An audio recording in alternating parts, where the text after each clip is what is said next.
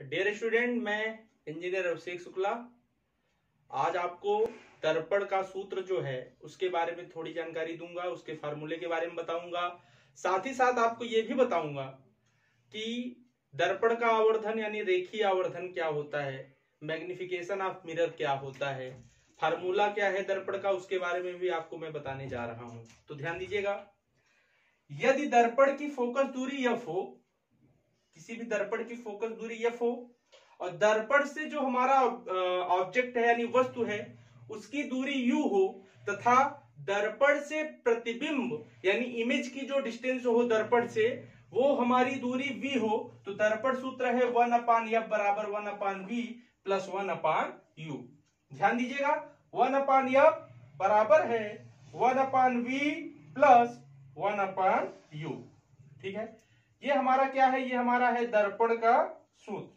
अब ध्यान दीजिए, मैं आपको बताने जा रहा हूं दर्पण का आवर्धन कह लीजिए चाहे रेखीय आवर्धन कह लीजिए। ये रेखीय आवर्धन होता क्या है, रेखीय आवर्धन क्या होता है इसके बारे में जानिए। रेखीय आवर्धन, रेखीय आवर्धन लीनियर मैग्निफिकेशन, लीनियर मैग्निफिकेशन। ध्यान दीजिएगा, रेखीय आवर्धन है क्या, दर्पण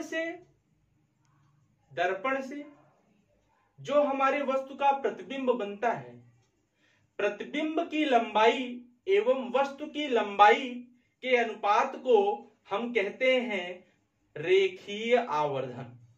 किसके, प्रतिबिंब की लंबाई और वस्तु की लंबाई का अनुपात कहलाता है रेखीय आवर्धन। इसको हम स्मॉल m से प्रदर्शित करते हैं। तो यानी m बराबर होता है प्रतिबिंब की लंबाई,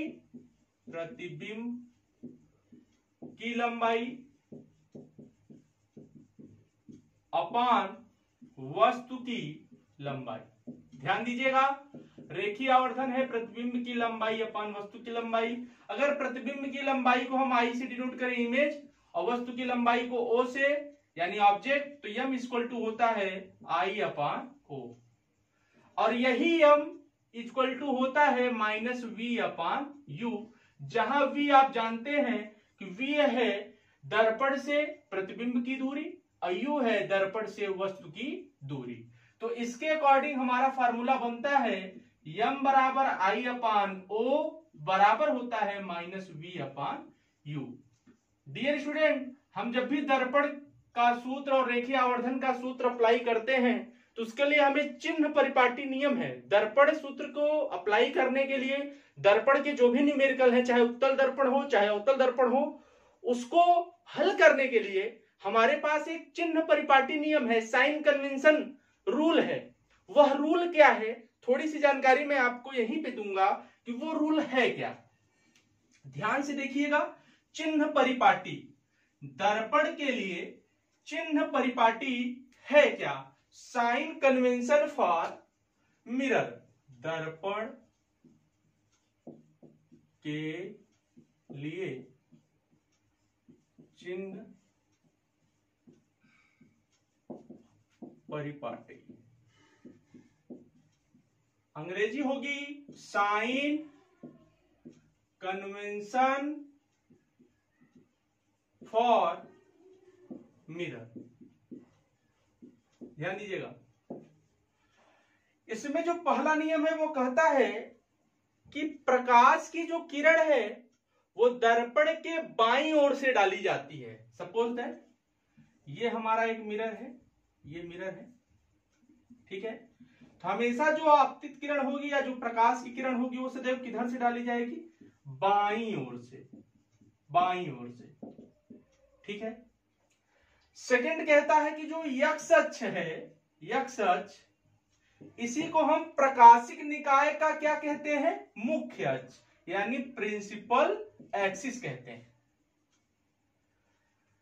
अगले नियम के अनुसार ध्यान दीजिएगा कि यह है आपतित किरण। कौन सी किरण है, आपतित किरण। आपतित किरण की दिशा में नापी गई दूरी, यानी आपतित किरण की दिशा में अथवा लेंस के दाईं ओर, ध्रुव, ये ध्रुव है, ध्रुव के दाईं ओर जो भी हम दूरी नापेंगे, चाहे वस्तु की दूरी चाहे प्रतिबिंब की दूरी, इधर से जो नापेंगे प्रतिबिंब की दूरी, वो सदैव पॉजिटिव ली जाती है, धनात्मक। और आपतित किरण के विपरीत दिशा, यानी अगर ध्रुव के बाईं ओर से दूरी नापेंगे तो वो हमेशा हम क्या लेते हैं, निगेटिव लेते हैं, यानी ऋणात्मक।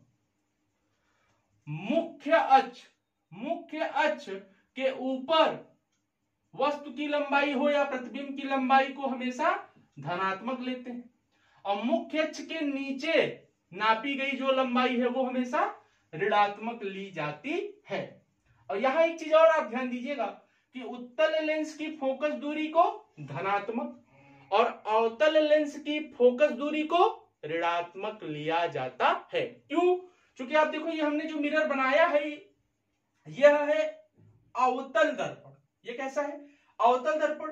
अवतल दर्पण की फोकस दूरी कहां होगी? अगर ये दर्पण बनाए तो ये फोकस दूरी कहां होगी? यहां कहीं होगी, यहां। तो ये किधर आ रहा है? आपतित किरण की विपरीत, यानी ध्रुव से अगर दूरी नापे, सदैव ध्रुव से ही दूरी नापी जाती है, तो ध्रुव से अगर दूरी नापे तो किधर आ रहा है? आपतित किरण की विपरीत दिशा में आ रहा है। तो इसलिए अवतल दर्पण की फोकस दूरी यानी एफ का मान क्या लेते हैं? निगेटिव। और यही अगर बात मैं करूं कौन से दर्पण की, आप जानते हैं ये हमारा कौन सा दर्पण है, अंदर इसके क्या कर देंगे, इस तरीके का, इस तरीके का। तो ये हमारा दर्पण कौन सा है? उत्तल है। ध्यान दीजिए कैसा है? उत्तल है। तो उत्तल दर्पण की फोकस दूरी किधर होती है? इसके इधर साइड में होगी, यानी आपतित किरण की दिशा के साथ, यानी ध्रुव के दाईं ओर। किधर? दाईं ओर। इसलिए एफ का मान उत्तल दर्पण के लिए सदैव पॉजिटिव लेते हैं। तो ये कुछ रूल है चिन्ह परिपाटी का, जिनको ध्यान में रखकर हम दर्पण के सूत्र जब भी लगाते हैं, दर्पण का क्वेश्चन हो, अवतल दर्पण हो, उत्तल दर्पण हो, वहां पे ये सावधानियां हमको रखनी पड़ती हैं। तो आई होप जो मैंने प्रकाश का जो मेरा फर्स्ट टॉपिक चला था, इंट्रोडक्शन से लेकर प्रकाश के अपवर्तन के नियम से लेकर अपवर्तनांक से लेकर फार्मूले तक, आप सभी को सारी चीजें समझ में आई होंगी। अगर आपको ये सारी चीजें समझ में आई हैं तो हमारे इस चैनल को जरूर सब्सक्राइब करिएगा। आप सभी का बहुत बहुत धन्यवाद।